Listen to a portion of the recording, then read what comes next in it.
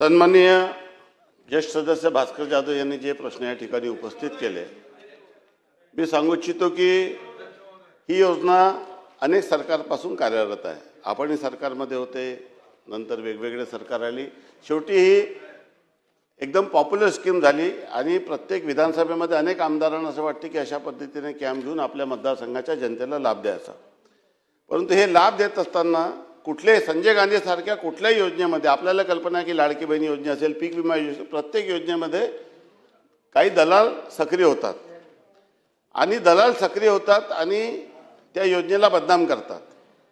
आणि त्यामुळे मी जेव्हा या खात्याचा कारभार हाती घेतला, मी स्वतः या संदर्भामध्ये पुढाकार घेतला आणि मी माननीय मुख्यमंत्री महोदयाचा धन्यवाद देतो की त्यांनी इरिस्पेक्टिव्ह ऑफ पार्टी प्रत्येक आमदारांना या ठिकाणी अध्यक्ष करणं आणि आमदार सांगेल ते सदस्य करणं हा निर्णय घेतलेला आहे. मला वाटतं सभागृहाच्या सर्व सदस्यांनी याचं अभिनंदन केलं पाहिजे.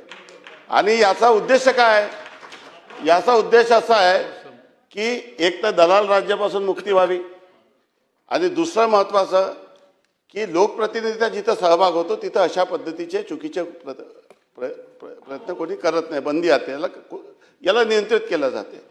आणि त्यामुळे 9 सप्टेंबर 2025ला आपण पहिला GR काढला आणि त्याचं शुद्धीपत्रक 4 नोव्हेंबर 2025ला काढलं. मध्यंतरी काय झालं? मध्यंतरी आपल्या निवडणुका होत्या नगरपालिकेच्या, नंतर जिल्हा परिषदच्या निवडणुका झाल्या. त्यामुळे सुमारे 60 ते 70 सदस्यांनी आपले नाव दिले, त्यांचे आपण GR काढून टाकलेले आहे, त्यांची नियुक्ती झालेली आहे.